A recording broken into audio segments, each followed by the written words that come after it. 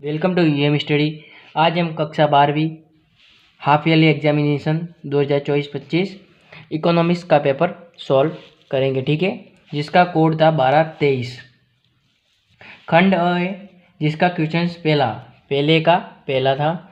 आधुनिक अर्थशास्त्र के जनक के रूप में जाने जाते हैं। ऑप्शन नंबर अ राइट है, एडम स्मिथ, ठीक है। फिर दूसरा क्वेश्चन था मानवीय श्रम का प्रतिफल है। इसका राइट आंसर हो जाएगा मजदूरी। श्रम से हमें मजदूरी प्राप्त होती है, ठीक। Option number the.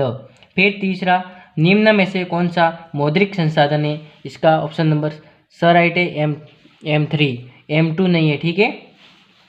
अब हम चौथे की ओर आगे बढ़ते हैं। यदि सीमांत उपभोग प्रवृत्ति 0.5 में तो सीमांत बचत प्रवृत्ति होगी। इसका एक सूत्र होता है 1 - WPC। तो हमें दे रखा है 0.5 दे रखा है, 1 में से 0.5 घटाएंगे तो 0.5 आ जाएगा। तो ऑप्शन नंबर ब राइट होगा, ठीक है। फिर भारत में वित्तीय वर्ष की अवधि है 1 अप्रैल से 31 मार्च। ये जो चौथा प्रश्न है बोर्ड एग्जाम की दृष्टि से भी इम्पोर्टेंट है, ठीक है। अब भारत में वस्तु एवं सेवा कर कब लागू किया जाता है। जुलाई 2017। ऑप्शन नंबर द राइट है।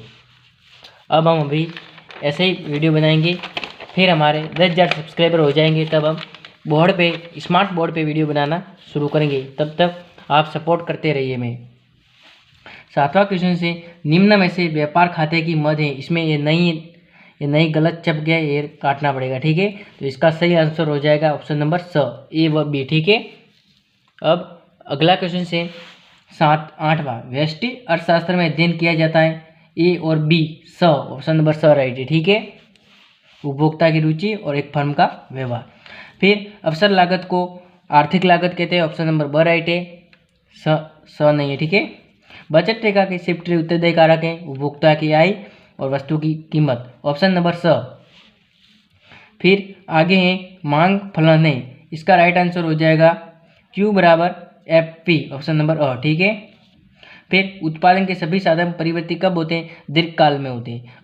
अल्पकाल में सभी स्थिर होते हैं, ठीक है। ऑप्शन नंबर राइट है। फिर क्वेश्चन नंबर दूसरे की ओर हम आगे बढ़ते हैं। केन्स की प्रसिद्ध पुस्तक थी general of theory employment interest and money, ठीक है। ये रिक्त स्थान है। अब दूसरी रिक्त स्थान है WPC सीमांत उपभोग प्रवृत्ति प्लस सीमांत बचत प्रवृत्ति बराबर होता है 1, ठीक है। फिर गुणक नकद कोष अनुपात से विलोम संबंधित है। चौथा, रैखिक मांग वक्र के मध्य बिंदु पर मांग की लोच कीमत नहीं आएगा, इधर इकाई के बराबर होती है, ठीक है। पूर्ण प्रतिस्पर्धा में वस्तु की कीमत का निर्धारक उद्योग द्वारा किया जाता है, ठीक है। और छठा है अधिमांग की स्थिति में बाजार कीमत कम होती है, ठीक है। अब हम आगे बढ़ते हैं question number 3। Answer the following question in 10 words.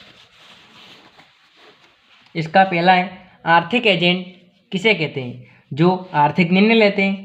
फिर दूसरा, निवल निर्यात किसे कहते हैं, माल और सेवाओं के कुल व्यापार का जोड़।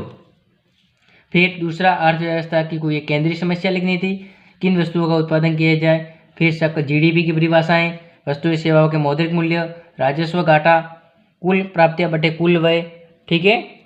फिर इन्वेस्ट की परिभाषा देनी थी, वस्तुओं को उत्पादन करने के लिए किया गया खर्च। फिर 7वां है सकारात्मक आर्थिक विश्लेषण तथा आदर्शक विश्लेषण में क्या अंतर है। सकारात्मक आर्थिक विश्लेषण वे होते हैं जो किसी विभिन्न क्रियाविधि कार्य किस प्रकार कर रही है, और आदर्श विश्लेषण के अंदर कोई भी क्रियाविधि हमारे अनुकूल है या नहीं, ठीक है। फिर 8वां क्वेश्चन से सार्वजनिक वस्तु के 2 गुण लिखने थे। फिर 9वां, चालू खाता के घटक बताने थे। चालू खाते में आते हैं माल, सेवाएं, आय, चालू हस्तांतरण, ठीक है।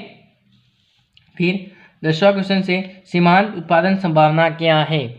उत्पादन संभावना सेटों अथवा समूह के आधार पर बनाए गए वक्रों को सीमांत उत्पादन संभावना कहते हैं। अब हम क्वेश्चन नंबर खंड ब की ओर आगे बढ़ते हैं, ठीक है। चौथा, वास्तविक निवेश प्रत्याशित निवेश की समझे, इसकी परिभाषा लिखनी थी हमें। अल्पकाल और दीर्घकाल की संकल्पना को समझाना था, ठीक है। अल्पकाल में सभी साधन स्थिर रहते, दीर्घकाल में परिवर्तित रहते थे। इसमें हमें संतुलित आय निकालनी थी। और 7वां, अधिमान मानचित्र की परिभाषा उपभोक्ता के सभी बंडलों के अधिमान वक्रों द्वारा दर्शाया जाता है, ठीक है।